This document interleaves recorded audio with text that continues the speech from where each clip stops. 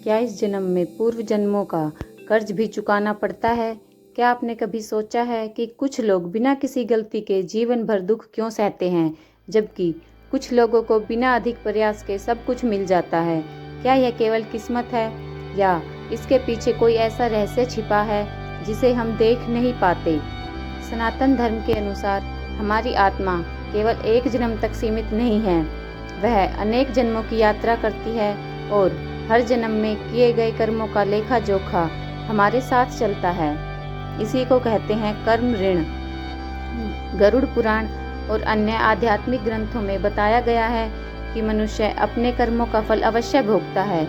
यदि किसी जन्म में हमने किसी का दिल दुखाया, किसी के साथ अन्याय किया, किसी का धन छीना, किसी का विश्वास तोड़ा या किसी को कष्ट पहुंचाया, तो उन कर्मों का प्रभाव अगले जन्म तक भी रह सकता है। यही कारण है कि कई बार जीवन में कुछ रिश्ते बहुत कठिन लगते हैं। कुछ लोग बिना कारण हमारे जीवन में आकर हमें दुख देते हैं, तो कुछ बिना किसी स्वार्थ के हमारा साथ निभाते हैं। ऐसा माना जाता है कि ये सभी आत्माएं किसी न किसी पुराने कर्म बंधन से जुड़ी होती है। क्या आपने कभी महसूस किया है कि किसी व्यक्ति से पहली बार मिलने पर भी ऐसा लगता है जैसे उसे वर्षों से जानते हो, या किसी से बिना कारण ही मन नहीं मिलता? आध्यात्मिक दृष्टि से इसे भी पूर्व जन्मों के संबंध से जोड़ा जाता है, लेकिन इसका अर्थ यह बिल्कुल नहीं है कि हमारा पूरा जीवन केवल पिछले जन्मों से तय होता है। भगवान ने हमें वर्तमान कर्म करने की स्वतंत्रता भी दी है।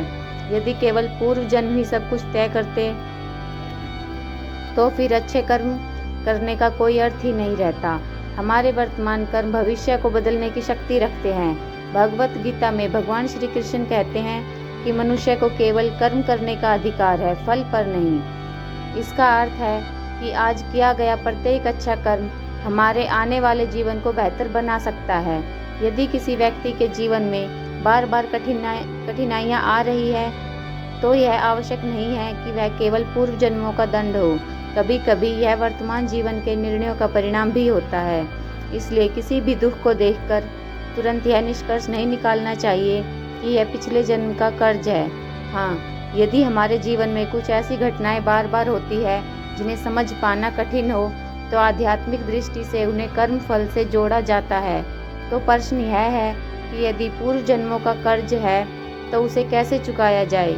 सनातन परंपरा कहती है कि इसका सबसे सरल मार्ग है सत्य का पालन करना, दूसरों की सहायता करना, माता पिता और गुरु का सम्मान करना, किसी का अधिकार न छीनना, दान करना, ईश्वर का स्मरण करना और सबसे महत्वपूर्ण अपने कर्मों को शुद्ध रखना।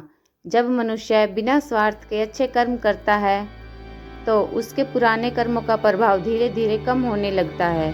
क्षमा करना भी कर्म ऋण से मुक्त होने का है महत्वपूर्ण माध्यम माना गया है। जिस व्यक्ति ने हमें दुख दिया, यदि हम उसके प्रति घृणा छोड़कर क्षमा का भाव रखते हैं, तो हम अपने भीतर की नकारात्मक ऊर्जा को समाप्त करते हैं। इसी प्रकार यदि हमने किसी के साथ अन्याय किया है, तो पश्चाताप और सुधार का प्रयास भी कर्मों को शुद्ध करने का मार्ग माना गया है। याद रखिए, ईश्वर केवल दंड देने वाले नहीं हैं, वे करुणामय भी हैं। सच्चे मन से किया गया परिवर्तन, प्रार्थना और सत्कर्म जीवन की दिशा बदल सकते हैं। इसलिए यदि आपके जीवन में कठिनाइयां हैं, तो निराश मत होइए, उन्हें अपने कर्म सुधारने का अवसर समझिए, क्योंकि हर नया दिन हमें एक नया कर्म करने का अवसर देता है। हो सकता है कि आज का एक छोटा सा अच्छा कार्य आने वाले अनेक जन्मों का मार्ग बदल दे। तो क्या इस जन्म में पूर्व जन्मों का कर्ज चुकाना पड़ता है? सनातन धर्म की मान्यता के अनुसार हाँ, कर्मों का प्रभाव जन्म जन्मांतर तक चल सकता है, लेकिन वर्तमान जीवन के शुभ कर्म, भक्ति, सेवा, दया और सत्य का मार्ग अपनाकर मनुष्य अपने भविष्य को बेहतर बना सकता है। यही कर्म का सबसे बड़ा रहस्य है। यदि आपको यह जानकारी ज्ञानवर्धक लगी हो तो वीडियो को लाइक करें, चैनल को सब्सक्राइब करें और कमेंट में लिखें जय Shri Krishna, Radhe Radhe. Thanks for watching.